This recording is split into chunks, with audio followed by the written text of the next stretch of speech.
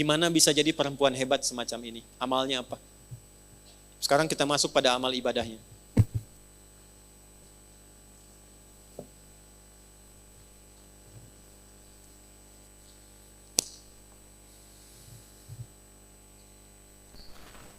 Jadi kalau ibu ingin naikkan level, mendekati Sayyidah Aisyah, ya, kan ada level ingatan tuh 4 ya Bu.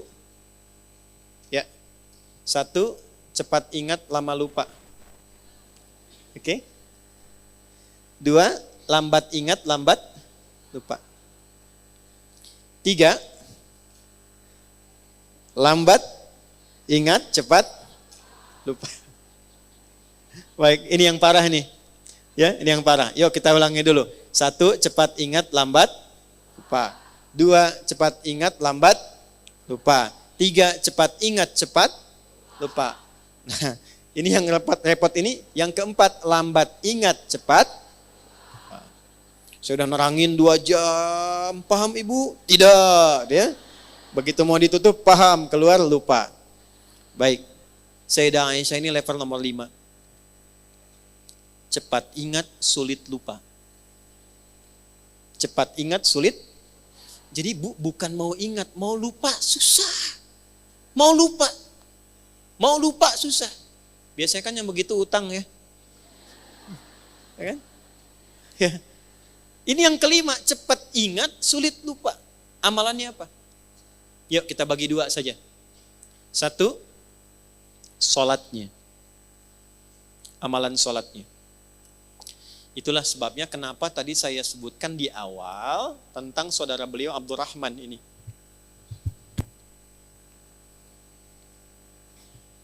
Sepeninggal Nabi SAW, Sayyidah Aisyah itu masih konsisten mengerjakan semua arahan Nabi. Saya ulang. Sayyidah Aisyah radhiyallahu taala anha, sepeninggal Nabi SAW, suami beliau tercinta, itu masih konsisten mengerjakan semua arahan Nabi, termasuk dalam ibadah ritualnya. Saya gambarkan ya Bu ya, duhanya dalam satu hadis. Jadi saya nggak bicara tentang tahajudnya karena levelnya terlampau tinggi, duhanya dulu aja. Artinya Sayyidah Aisyah bukan hanya menjaga sholat fardu, tapi sholat sunnah.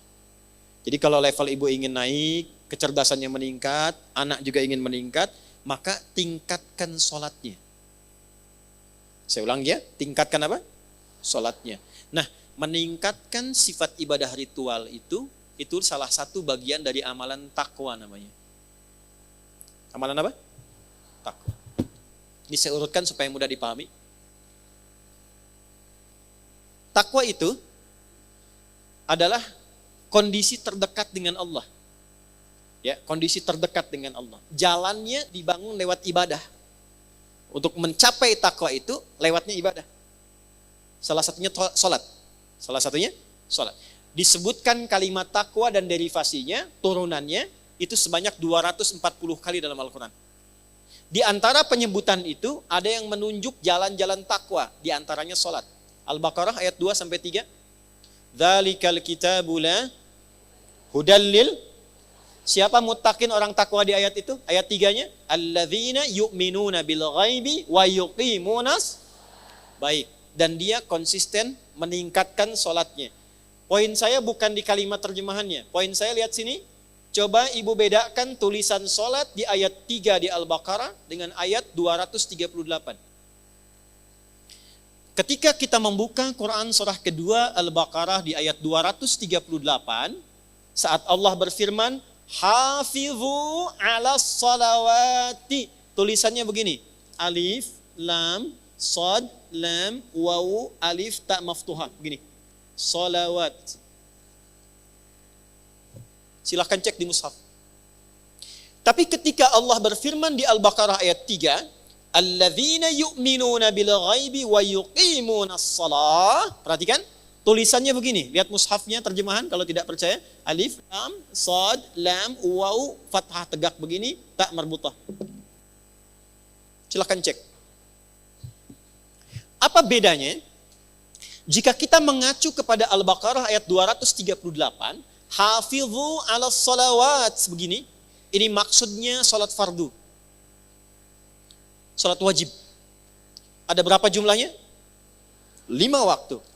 2, 4, 4, 3, 4. Itu rumusnya. 2 subuh, 4 zuhur, 4 asar, 3 maghrib, 4 isya. 2, 4, 4, 3, 4. 5 waktu. Banyak tidak? Banyak, karena itu jumlahnya 5 kan? Jama'. Tapi kalau ibu ingin menambah dari yang fardu itu dengan tambahan sunnah, sebelum subuh ada 2 rakaat. Sebelum zuhur ada 4 rakaat. Nggak sampai 4 bisa 2. Setelah zuhur 2 rakaat. Setelah maghrib 2 rakaat. Setelah isya 2 rakaat. Malam tahajud. Nah kalau itu ditambahkan pada yang fardu, bukan sekedar yang fardu saja, maka robah kalimatnya dari ciri yang pertama begini kepada bagian yang kedua begini. Alladzina yu'minuna bil ghaibi wa yuqimunas. Nah ini bentuk yang kedua. As-salah, alif, lam, shad, lam, waw, fathah, tegak, tak marbutah.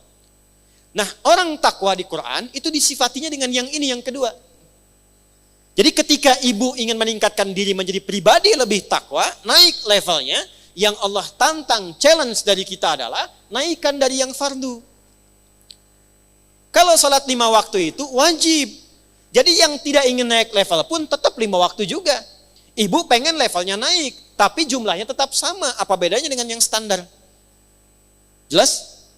Nah ketika disebutkan naikkan takwanya, tingkatkan takwanya, salah satu caranya sholat.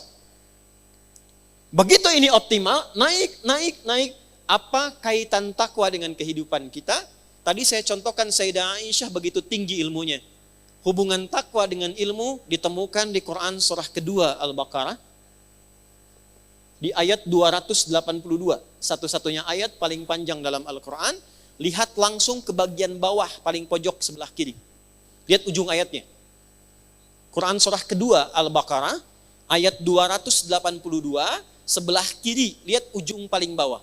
Wattaqullah, tingkatkanlah takwamu kepada Allah, wa yu'allimukumullah. Semakin meningkat takwamu, Allah tanamkan, ajarkan, dan tambahkan pengetahuan pada dirimu. Jadi, akselerasi, percepatan pengetahuan itu bukan hanya ditempuh dengan ikhtiar kita untuk menghafal dan belajar. Kalau pengen cepat dapat aksesnya, dekati pemiliknya. Yang punya ilmu siapa? Allah. Yang punya harta siapa? Allah.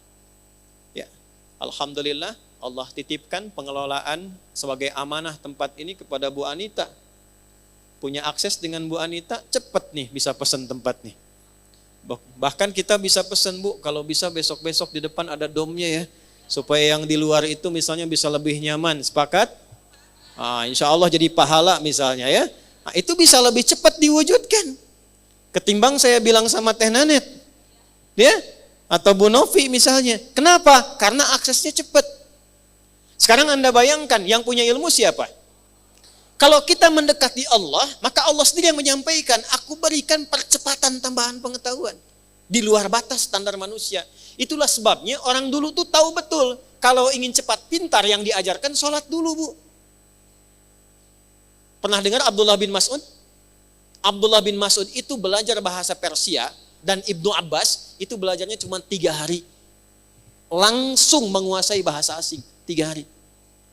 Pernah dengar Ibnu Sina? Avicenna? Ya kan? Bapak kedokteran? Avicenna itu ibu bapaknya paham betul tentang fikih ini. Ini ada nasabnya.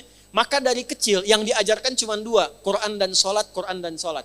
Avicenna cek di sejarahnya. Kalau lupa sesuatu itu bukan buka buku.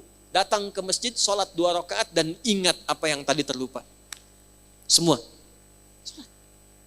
Makanya kalau ibu cek, kenapa Nabi mengajarkan pada orang tua dengan ketat? Dari kecil anak itu ajarkan sholat. Pernah dengar hadis ini? Usia 7 tahun ajarkan anakmu apa? Kalau 10 tahun masih bandel maka lakukan apa? Pukul. Bukan. Itu terjemahannya kurang tepat, bukan dipukul. Ya, bukan dipukul. Terjemahannya adalah berikan pelajaran yang membuat dia mengerti. Doroba itu bukan hanya memukul, asalnya memberi pelajaran, memberi contoh. Doroballahu mathala, Allah ngasih contoh. Di Arab itu ngasih contoh, kebiasaannya mukul dengan halus. Di kita tidak harus mukul, uang jajan tahan. Itu bisa begitu. Nah, kenapa dari kecil itu sholat yang ditekankan? Dua tujuannya, supaya anak jadi baik, yang kedua dekat dengan Allah, kepintarannya meningkat. Tapi orang tua sekarang saya perhatikan luar biasa advance. Ya, anak TK-nya sudah manasik gitu. Ya, Nabi tekankan sholat, ini sudah manasik, ya, level kelima tuh. Ini kan level 2. Jelas ya? Wattaqullaha yu'allimukumullah. Sekarang lihat cara sholatnya Sayyidah Aisyah. Saat duha. Duha itu sholat fardu atau sholat sunnah? Perhatikan kesaksian dari keponakan beliau. Aku ke rumah bibiku dan menyaksikan bibiku sedang sholat duha. Dalam satu riwayat membaca surat Tur, surah ke-52. Ketika sampai pada bacaan tasbih, beliau bertasbih dan menangis dalam tasbihnya. Perhatikan baik-baik ya. Semua biografi, cerita tentang orang-orang hebat di masa lalu selalu memberikan kita informasi, tidak pernah mereka membaca apapun kecuali paham apa yang dibaca itu. Minimal tahu artinya, Bu. Nih ya, saya tuliskan.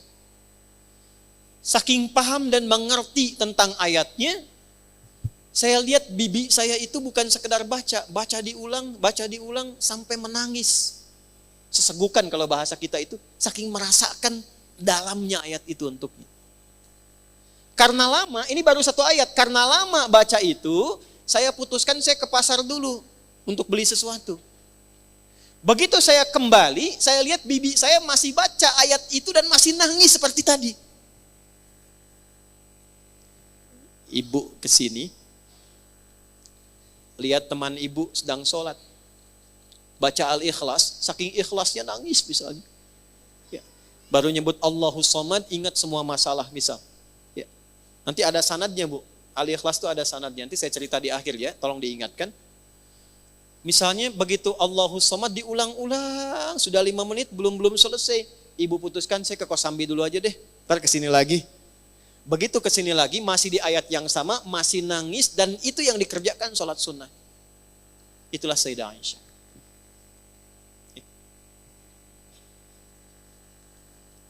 Nah, jadi kalau sekarang kita berpikir ingin menaikkan level dan meneladani ini, cara pertamanya adalah, 1, jangan biarkan semua ibadah kita itu hampa makna. Jangan biarkan tidak mengerti apa yang kita kerjakan dan kita lakukan dalam ibadah kita. Karena di Islam itu unik, semua ibadah itu ada artinya, Bu. Ada petunjuknya. Ini sindiran yang halus dari Allah ya, bukan dari saya. Di Quran surah ke-29 ayat 45. Bahasa tafsirnya gini, ini nggak ditemukan di terjemahan. Bahasa tafsirnya, maaf, akan ditemukan orang sholat yang tidak paham, tidak mengerti apa yang dibaca dan dilakukan dalam sholatnya. Saya bacakan ayatnya. Utslu ma uhiya ilaika minal kitab. Utslu. Kalau ibu buka mushaf, di situ terjemahannya bacalah. Coba lihat, utslu terjemahannya apa? Bacalah. Ada yang bawa mushaf? Terjemahannya apa di situ? Bacalah kan? Utslu, tahan. Utslu, bacalah kan? Baik. Sekarang saya tanya, wahyu pertama turun apa? Iqra, apa artinya Iqra? Kalau sama-sama terjemahannya, kenapa kalimatnya beda? 1 utslu, kedua Iqra. Bu, kalau Iqra, tuh Iqra. Dari kata kiro'atun. Artinya, baca tanpa menuntut paham. Yang penting baca. Jelas? Kalau utslu, dari kata tilawah. Tilawah. Punya 3 arti. 1, baca. 2, pahami yang dibaca itu. 3, amalkan sesuai pemahaman dari bacaan tadi. Baca, pahami, amalkan, kerjakan. Itu tilawah. Baik, kenapa wahyu yang pertama bacaannya Iqra bukan utslu? Karena Nabi itu nggak pernah belajar baca, apalagi paham. Nggak pernah sekolah, nggak pernah baca, ummi sifatnya. Ummi, ya seperti dilahirkan oleh ibu. Ummi itu maksudnya seperti yang baru dilahirkan oleh ibunya.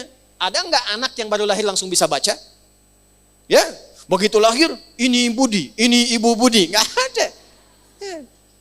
Orang lahir itu nggak bisa baca, nggak paham pengetahuan. Nabi itu sifatnya ummi, maksudnya kayaumi wiladati ummihi, seperti hari dilahirkan ibunya, nggak bisa baca, nggak pernah sekolah, nggak punya guru. Jadi bagaimana bisa paham? Baca saja nggak bisa. Maka turunlah kalimatnya Iqra bukan utslu. Iqra, Muhammad baca. Jawabnya apa? Ma'ana biqari, saya nggak bisa baca.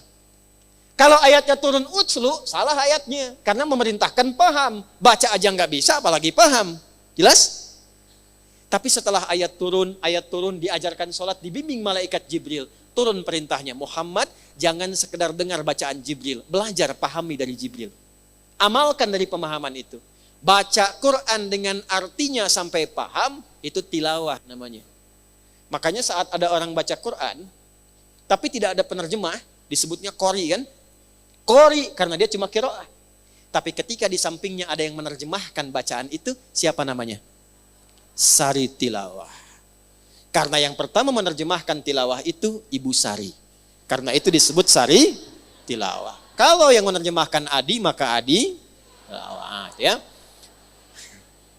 Jadi sebetulnya namanya tilawah saja, tidak ada sarinya. Ya, Sari itu bahasa kita karena yang pertama terjemah Ibu Sari. Sekarang lihat, balik ke Sayyidah Aisyah tadi. Sayyidah Aisyah, paham tidak beliau apa yang dibaca? Mengerti tidak? Kenapa? Karena paham ayatnya. Perhatikan, utslu ma uhya ilaika minal kitab. Muhammad, sebelum tunaikan sholat, baca dulu. Pahami dulu ketentuan dalam sholat. Pahami dulu yang mau engkau baca dalam sholat. Wa aqimis sholat, setelah paham, baru kerjakan sholat. Itu yang menjadikan sholat kita itu jarang khusyuk. Itu yang menjadikan orang-orang yang sholat itu jarang khusyuk. Karena nggak ngerti yang dibaca. Coba jujur ya, saya tanya nih. Ibu ribuan kali ruku dan sujud. Paham nggak yang dibaca dalam ruku? Ngerti nggak yang dibaca dalam sujud? Nah itu yang menjadikan ketika sholat, setan itu begitu leluasa menggoda. Ini dari Nabi ya, kisi-kisinya nih. Ada di Abu Daud. Ada setan khusus, catat nih. Setan khusus yang tugasnya menggoda orang sholat. Tadi kan kita sepakat kurikulum fikih kuburan ya. Tambahan satu lagi nanti kita belajar insya Allah fikih setan. Nah, belum pernah ada kan? Malaikat ada 10, setan jenisnya ada 9 yang pokok. Perhatikan, kalau tidak tahu setannya, kita tidak tahu di mana jebakannya. Karena selama ini ternyata yang menjebak bukan hanya Batman, tapi setan. Okay?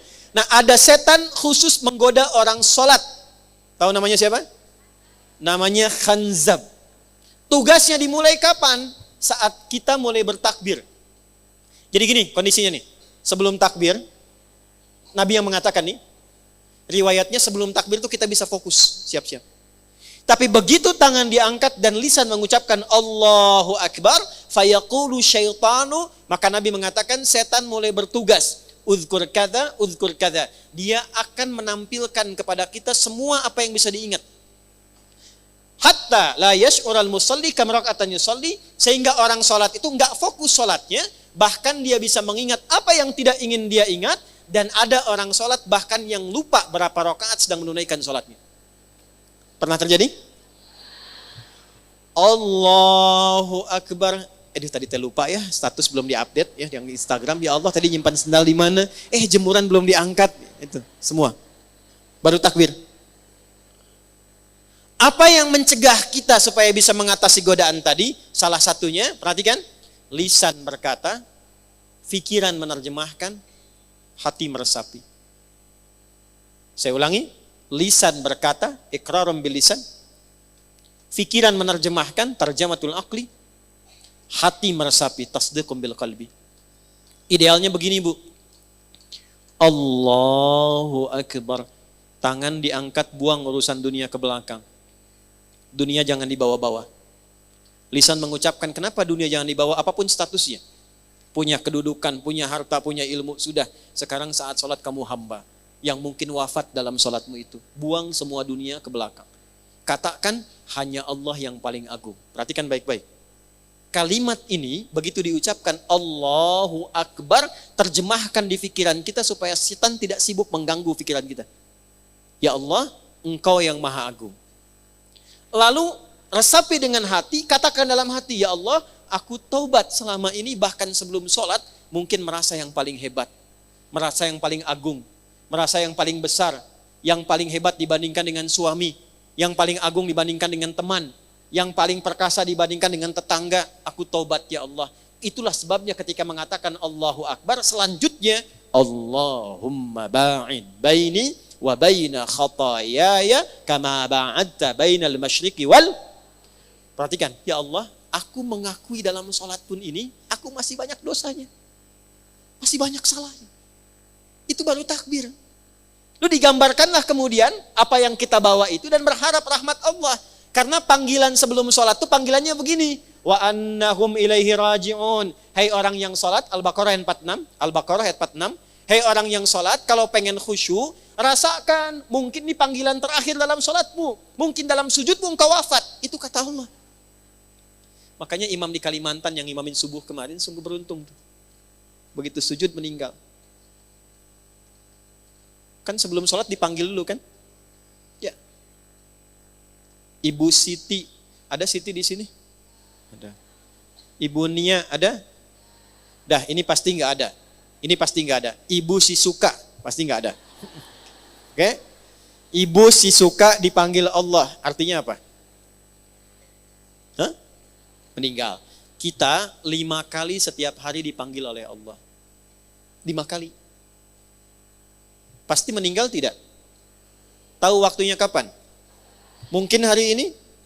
Kalau sudah tahu mungkin meninggal hari ini, kenapa masih sibuk dengan dunia? Kenapa kita tidak kelola dunia itu untuk mendapatkan ridho Allah?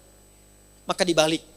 Salatnya Bunda Aisyah, Sayyidah Aisyah radhiyallahu ta'ala anha, tidak pernah mengucap sesuatu kecuali paham apa yang diucapkannya. Dan itu yang mengajarkan siapa? Bapaknya.